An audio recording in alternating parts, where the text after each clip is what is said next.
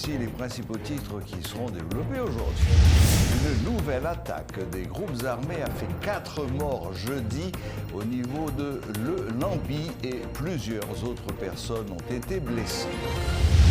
Le mandat du Bureau intégré des Nations Unies en Haïti, BINU, arrive à terme ce 15 octobre. Des responsables d'organisations de défense des droits humains et de la société civile dressent un bilan négatif de cette énième mission onusienne en Haïti.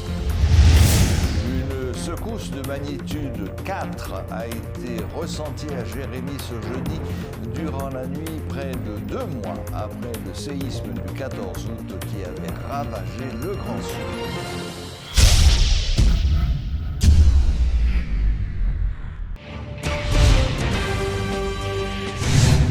Comme nous l'avons dit en titre, une nouvelle attaque des groupes armés a fait 4 morts au niveau de Lambi. Plusieurs personnes ont été blessées lors de cette fusillade. Parallèlement, les gangs continuent d'opérer à Martissan. La police n'arrive toujours pas à freiner l'action des groupes armés qui terrorisent la population. L'entrepreneur Ashley Larac tire la sonnette d'alarme. La sécurité des vies et des biens n'est plus assumée dans le pays, estime-t-il. Face à l'insécurité, il prône la mise en place d'un service d'intelligence efficace. L'établissement d'une structure coordonnant les actions de l'armée et de la police, ainsi qu'une mobilisation des compétences et des bonnes volontés. Faut nous d'accord que gagnons mise en place et gagnons faut gagner des mesures qui prend et pour bloquer l'insécurité, pour empêcher que gang agisse. Il faudrait qu'il y ait un conseil que nous mettons là qui réunit des acteurs compétents pour la question de sécurité. Et c'est conseil ça qui pour contrôler et ben rapport sur comment bagaille va le fait. Il faut qu'il y ait un commandement unifié de l'armée et de la police. Sur la question sécuritaire. Sur la question sécuritaire. Il faut qu'il y ait un commandement unifié. Je ne veux pas que le général, commandant en chef de l'armée, entende avec DG la police. Il y a des unités de police qui fonctionnent comme des unités militaires. Là, on prend SWAT, on prend SIMO, on prend BIM. Ce sont des unités qui sont formées pour agir comme des unités militaires. Donc, si on a une coordination avec l'armée et la police, je crois que si on a une unification, si on a un commandement unifié qui baille tous les deux l'ordre, je crois que pas bien dichotomie dans une action pour contrer l'insécurité. Comme une piqûre de rappel, le séisme de 4 sur l'échelle de Richter a rappelé aux résidents de la Grand'Anse que leur territoire est à risque sismique. Une panique a été enregistrée dans certains quartiers lors de la secousse vers 3h20 du matin. Plus de 700 répliques ont été enregistrées en moins de 2 mois dans la péninsule du Sud. Certaines répliques ont provoqué l'effondrement de maisons déjà fragilisées. Les répliques liées au séisme du 14 août dernier devraient se poursuivre au-delà de 6 mois. Les sismologues appellent à la construction d'immeubles respectant les normes parasismiques. Les normes du ministère des Travaux publics ne sont pas contraignantes pour les firmes de construction. Le tremblement de terre du 14 août dernier avait fait 2248 morts et plus de 12 000 blessés. Et pour comble, la violence des gangs empêche l'acheminement de l'aide aux sinistrés. Des responsables d'organisations de défense des droits humains et de la société civile dressent un bilan négatif des missions onusiennes en Haïti et notamment du BINU dont le mandat arrive à terme ce 15 octobre. Alors que Jean-Robert Argan du collectif 4 décembre s'oppose à une mission militaire en Haïti, le professeur Rony Desroches de l'initiative de la société civile insiste sur un renforcement de la présence des Nations Unies dans le pays compte tenu de la situation sécuritaire. L'ONU doit partager l'échec de l'État haïtien pendant les 15 dernières années, selon le co-directeur du collectif Défenseurs Plus, Antonal Mortimé. Les citoyens interrogés sur la campagne de vaccination lancée par le ministère de la Santé publique ne sont pas trop enclins à se faire vacciner malgré la présence des nouveaux variants. Certains se montrent toujours sceptiques en ce qui a trait à la COVID-19. Des étudiants, des professionnels n'ont pas été surpris par la décision du gouvernement de faire don de la quantité de vaccins Moderna restant, vu que la date d'échéance était proche. D'un autre côté, des interrogés expriment encore des doutes par rapport à l'efficacité du vaccin. Suivez ce reportage de Rudolf Pierre-Louis. La nouvelle s'est répandue comme une traînée de poudre. De nouveaux variants du coronavirus sont désormais présents sur le sol haïtien selon les autorités sanitaires et cela préoccupe déjà les esprits. Depuis quelques temps, moi, tant de rumeurs là, oui, vraiment, il a dit que le corona fait apparition, que l'ité doit juste cacher pour empêcher rumeurs, après ça, il retourner encore. Dans la nouvelle, c'est justement ça qui dit. En fait, je n'ai pas de preuve palpable pour Haïti. Mais ça me connaît, si dans les autres pays, donc faudrait-il bien qu'en Haïti, nous prenions plus de précautions, parce que si la frappe l'autre pays, ça peut arriver, un jour, nous-mêmes, nous victimes de ça. Suite aux différentes interventions des membres de la cellule scientifique, des centres d'établissements scolaires et universitaires ont emboîté le pas. Rencontrés sur une place publique, des étudiantes en sciences infirmières font part des consignes que doivent respecter les jeunes scrupuleusement. Il y a des gens qui doivent parler des gouttelettes, les voies sous, ça seulement quand contaminé ou quand plusieurs autres maladies après qu'on a de gouttelettes à les voies sous. Dans l'école là, on dit tellement la propager, on dit même dans l'école on va venir l'école là sans cache-nez et si on suit cours, professeur ou gain cache-nez, professeur pas obligé gain parce que normalement ou qu'à prendre par des gouttelettes si on n'a pas les voies sous normalement ça c'est un moyen pour protéger tête tout contre maladie. D'autres interrogés vont plus loin dans leur réflexion. S'il est vrai que le territoire national est sous la menace de nouvelles souches plus dangereuses que la première, tenant compte du nombre de morts recensés au Brésil et en Angleterre, il faut agir de manière célèbre pour prévenir. L'autorité va supposer besoin de nous respecter, puisque ça fait partie de savoir-vivre. Et si nous avons déjà une habitude là et qu'on a nous plus vigilants, c'est bénéficiant, c'est bon côté nous à la pierre. Nous au courant de ça à travers la presse, que nous entendons, et surtout à travers les réseaux sociaux. Donc pour l'instant, que nous-mêmes tout ça, nous avons souhaité en Haïti que l'autorité, à travers le ministère de la Santé publique, que avant que vague là commence à trop frapper, que tu dois commencer à mettre toute raison. OK, tu dois commencer à communiquer ensemble avec la société, nation haïtienne. Donc, de manière à ce que pour vague la pas trop frapper, non. Certains vont recommencer à observer les consignes indiquées précédemment et encourager leurs familles à faire de même. Des mesures sanitaires, OK, pour commencer à communiquer avec la population. Et 6 ans qu'il n'y a pas de cas, nous je dis comme ça. Pour si vague ça a commencé à frapper, parce que nous avons l'affaire, il commence à frapper, parce que matin, nous avons près de 14 personnes à la République dominicaine qui voyagent pour au-delà.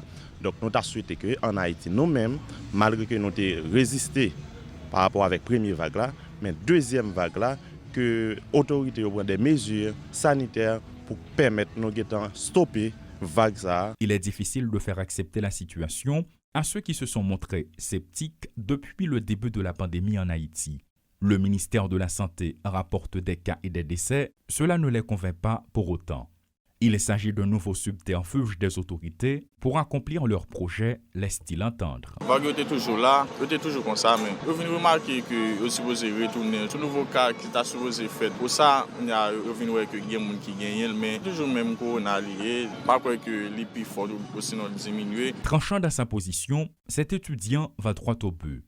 Il ne mâche pas ses propos à l'encontre des professionnels de la santé. Les simples citoyens ne sont pas au cœur de leur complot et ne peuvent donc savoir ce que les autorités projettent. Bon, auparavant, pour juste qu'on y a, c'est toujours des gens qui pas quoi la maladie, que pas gagner en Haïti vraiment, malgré l'État dit que deuxième vague là, est pire, mais pour moi-même, c'est pas vrai. Si vous retournez avec le travail, vous avez pour faire, qui fait, vous avez remarqué que pour une nouvelle vague. En ce qui concerne les nouveaux variants du coronavirus dans le pays, selon les autorités sanitaires, de nombreux citoyens de la capitale sont au courant et bien d'autres ne le sont pas encore. Est-ce un manque de sensibilisation du côté des autorités? Nul ne sait. Mais à bien observer le comportement des citoyens, c'est à se demander si vraiment il y a une nouvelle souche du coronavirus dans le pays. Les gestes barrières ne sont pas respectés et un autre aspect qui attire l'attention, c'est que ceux qui veulent respecter le port du masque en se font ridiculiser par d'autres.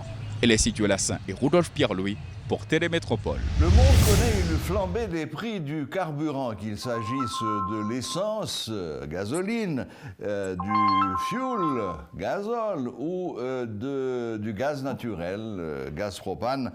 Tous les prix flambent dans le monde. Pour analyser ce phénomène, nous avons avec nous, depuis New York et par Zoom, notre ami William Savary. Bonsoir William.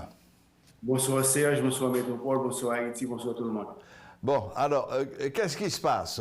D'où vient cette flambée des prix de l'essence surtout, mais aussi du gaz naturel, qui par conséquent ont des incidences sur l'augmentation des prix de l'électricité, etc., etc.?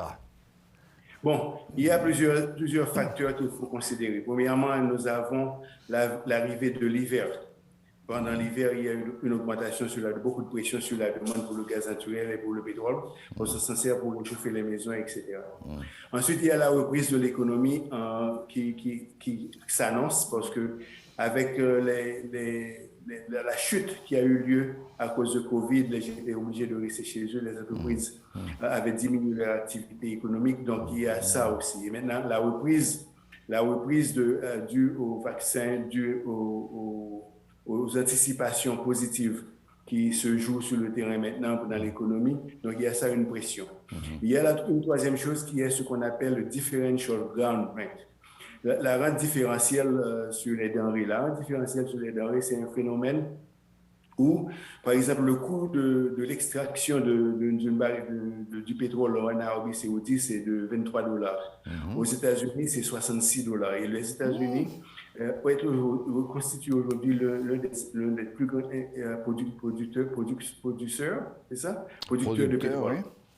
Ouais, producteurs de pétrole. Donc, les prix sur le marché international ont tendance à se conformer au coût de l'extraction aux États-Unis plutôt que du coût de l'extraction en Arabie Saoudite. Ainsi, ça permet à ce que tout le monde puisse se tirer d'affaire. Il y a la volatilité du marché. La volatilité du marché prend en considération, par exemple, les spéculations qui se font sur les contrats à terme. Donc, parce que dans le business du pétrole, il y a les contrats qui se négocient sur le long terme et les contrats ce qu'on appelle le spot price. Et les contrats qui se négocient sur le long terme, ce sont des contrats du crude oil qui, aujourd'hui, comportent le coût de l'intérêt, le coût du transport, le coût de storage. Donc, tout ceci entre dans le prix du pétrole. Et nous savons que sur le marché international, il y a une chute, en fait, dans la capacité du monde entier d'avoir accès à des grands pétroliers, aux grands bateaux, aux grands navires. Donc, c'est aussi un élément additionnel qui met la pression sur le prix du. D'accord. Mais il n'y a pas si longtemps de cela, si j'ai bonne mémoire, le coût du baril sur le marché international était autour de $40. Comment peut-on extraire du pétrole qui vous coûte $66 et le revendre $40? Maintenant, c'est exactement le point. C'est pourquoi le prix du pétrole est toujours établi en fonction de celui dont le coût est le plus élevé. C'est ça le phénomène du differential, de la rente différentielle. Oui, mais à l'époque où il était à $40, bon, ok. Donc ça tenait compte quand même de ça? Oui, non, à $40, ça veut dire que les Américains exportaient beaucoup moins. Ah bon, c'était les Arabes qui s'en mettaient plein les poches? C'est les Arabes, les Vénézuéliens, oui, enfin, oui. Tous les autres pays de l'OPEP. tous les autres pays, la Russie en partie aussi, donc Oui. tous les autres pays. Parce que les États-Unis, quand même, visent à devenir indépendants, souverains, Oui. en matière d'usage du pétrole. Donc, ils ont intérêt, par exemple, ils sont très performants dans le gaz shit où ils font la création du sol et font l'extraction de façon verticale une fois que c'est pénétré profondément assez. Ouais. Donc, tout ceci pour avoir accès à un pétrole à bon marché, mais qui ne peut pas encore concurrencer le pétrole qui se vend dans les pays arabes. Ouais. Ensuite, il faut aussi signaler que la technologie pour exploiter le pétrole doit être mise à jour régulièrement pour pouvoir tirer le pétrole au coût le plus bas. Et ça, c'est l'effet technologique. Non, ça n'a pas une incidence sur la disponibilité du pétrole, mais sur l'habilité de tirer le pétrole du sol, d'extraire le pétrole. Ouais, le gaz de schiste qui est une catastrophe du point de vue écologique. Effectivement, et aussi d'un point de vue militaire. Ok. Bon, maintenant, venons-en à ce que représente le pétrole. Je suivais à la télévision française où tout le monde posait la question que faire pour bloquer cette flambée des prix? Et à cette occasion, ils ont affiché la grille de ce que paye le consommateur. Et il s'avère qu'en France, en tout cas, lorsqu'on achète pour 1 euro de gasoline, plus de 50 centimes sont en fait des taxes que l'État met dans sa poche, en d'autres termes. Et les automobilistes et tous ceux qui utilisent ce genre d'énergie sont vraiment des vaches à lait pour l'État qui réalise des recettes extraordinaires. D'où la difficulté. S'il baisse le prix, évidemment, les automobilistes vont applaudir, mais les caisses de l'État vont se vider d'autant. Est-ce que c'est la même chose aux États-Unis? Est-ce que les taxes sont tout aussi élevées? Et ensuite, quel est le cas d'Haïti?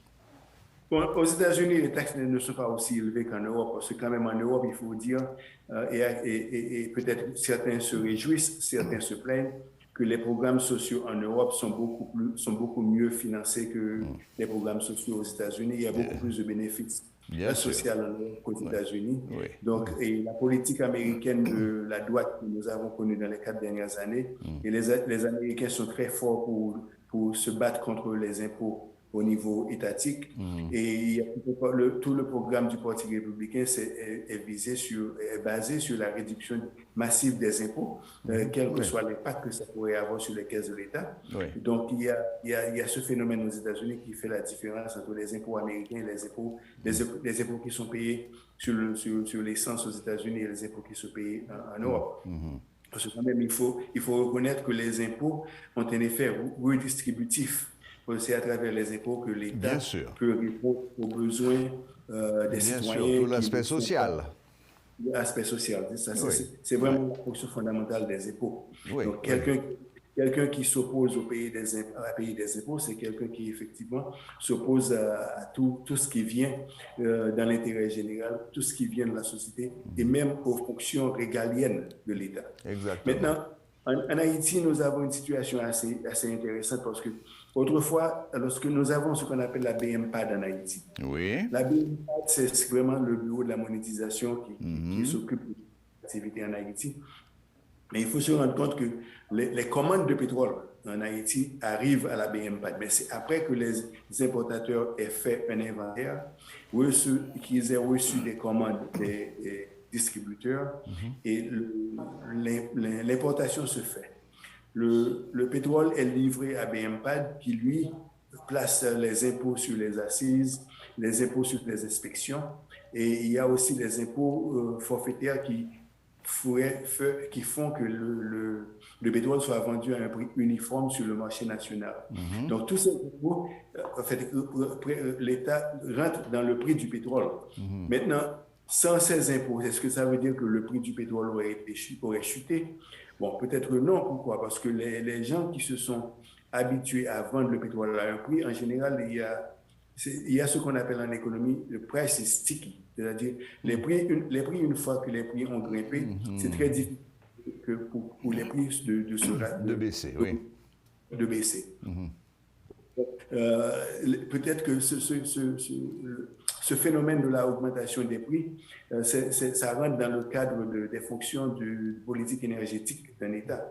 Donc ça, en Haïti, nous n'avons pas une politique énergétique. Nous sommes sujets aux fluctuations du marché. Et les fluctuations du marché sont totalement en dehors de nos contrôles. Et donc, c'est vraiment lié pour faire autre chose. Il faudrait, par exemple, en plus d'établir une politique énergétique, mais aussi avoir une politique de la gestion de la consommation.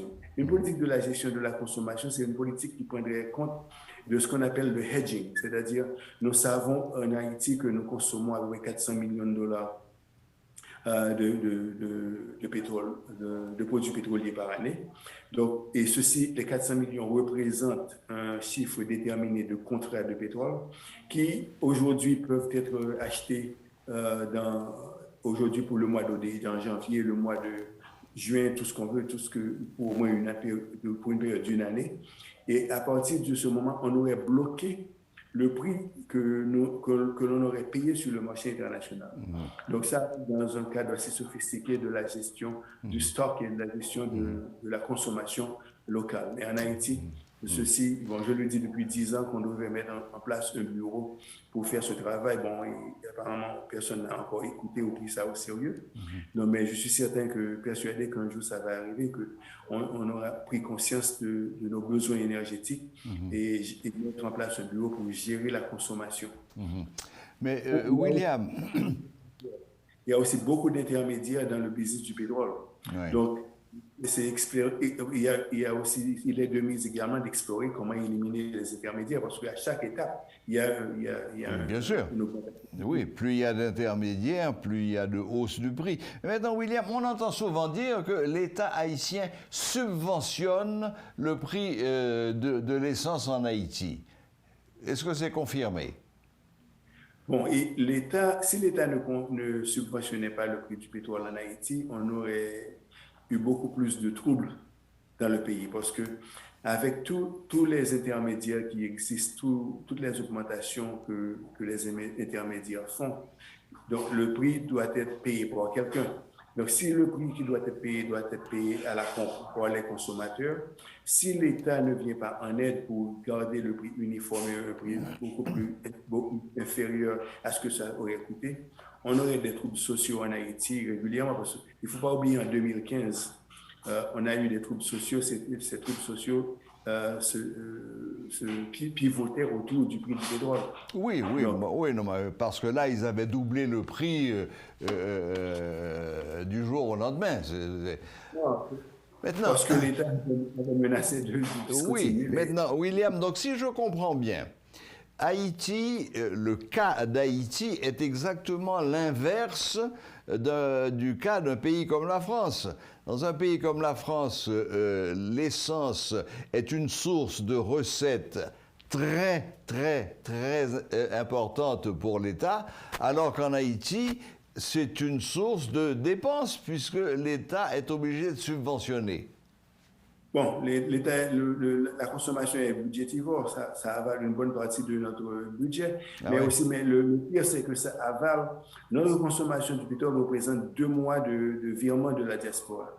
Donc, et ça affecte directement les réserves de la Banque centrale, ça met beaucoup de pression inflationniste dans le pays, ça dévalue, ça met beaucoup de pression à la baisse sur la monnaie. Donc, il y a une fonction, les fluctuations du prix du pétrole, de la consommation du pétrole en Haïti doit être soumise à une analyse très rigoureuse et avoir une politique énergétique en Haïti est de mise, parce que sinon les problèmes que nous confrontons et dont le pays confronte avec les fluctuations du prix du pétrole vont se perpétuer et peut-être et à n'importe quel moment ça peut déboucher sur n'importe quoi. Lorsqu'on a une crise politique comme nous avons aujourd'hui et vous avez avec ça l'augmentation des prix du pétrole, ça va affecter directement les prix du transport et les prix du transport vont affecter directement les gens qui sont payés le salaire minimum.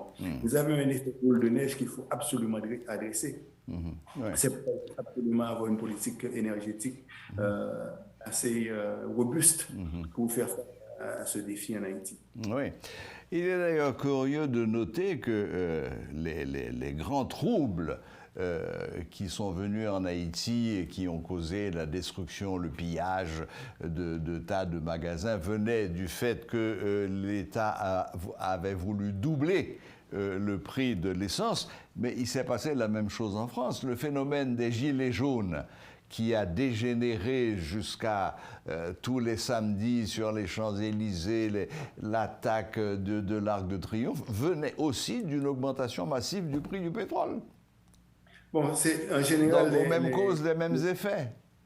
Oui, en général, la classe ouvrière et les gens de la classe moyenne qui subissent la pression des prix à la hausse se mettent toujours debout lorsque leurs intérêts sont visés. Absolument. Maintenant, ce qu'il faut, mais alors que parfois la colère est mal placée.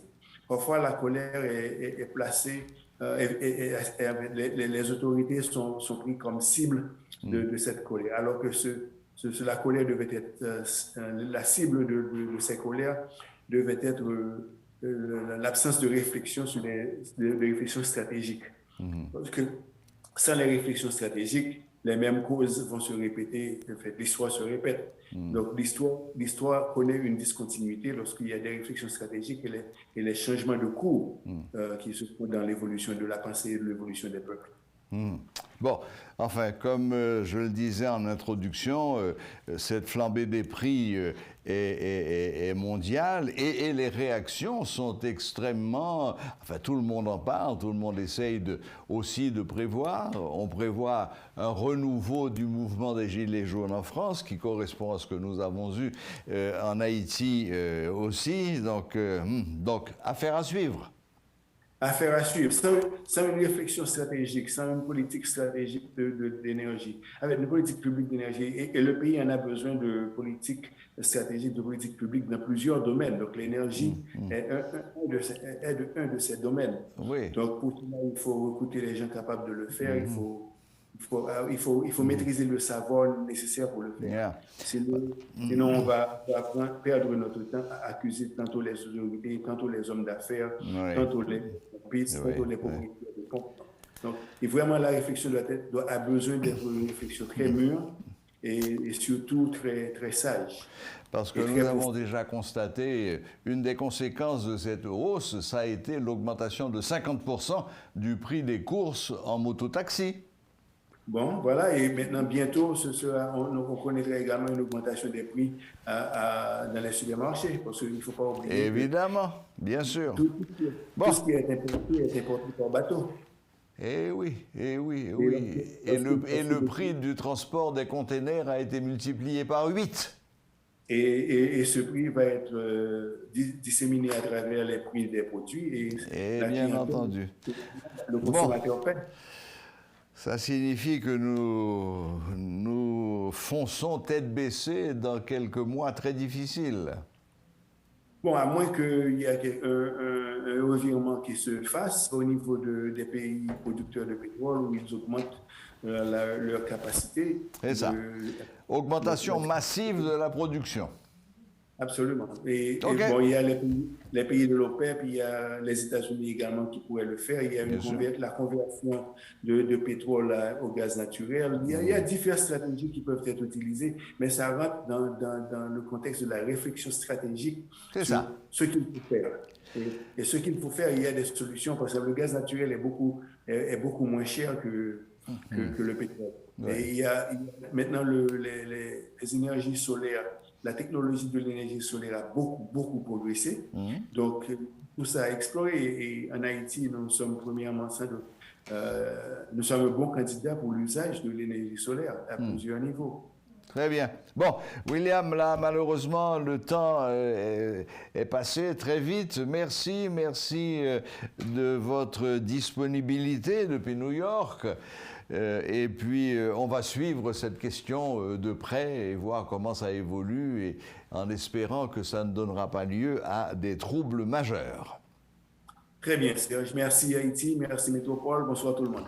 À très bientôt. Voilà, c'était William Savary depuis New York qui essayait d'analyser ce phénomène de flambée générale du prix des carburants. Le ministère de l'Environnement a remis ce vendredi un chèque de 3 millions de gourdes au recteur de l'Université d'État d'Haïti, Fritz Deshommes. Selon le ministre de l'Environnement, James Cadet, cette somme devrait être utilisée dans le cadre du projet de renforcement du système de gestion des déchets solides en Haïti. Et pour que nous ayons une réponse vraiment à la problématique, il faut qu'il y ait plus d'engagement. Engagement au niveau universitaire, il faut qu'il y ait une recherche qui est faite, et il faut qu'il y ait des travaux scientifiques qui dirigent, qui fait. Et le meilleur partenaire que nous gagnons, c'est l'Université d'État d'Haïti. Pour gagner une capacité au niveau de l'Université d'État d'Haïti à partir de collaboration que nous avons développée pour que y ait une recherche qui fait dans le domaine et qui peut permettre que le ministère de l'Environnement vraiment outille davantage. Il y a plus d'outils dans main, il y a plus d'instruments dans main, que ce soit des documents stratégiques, des réflexions scientifiques qui fait.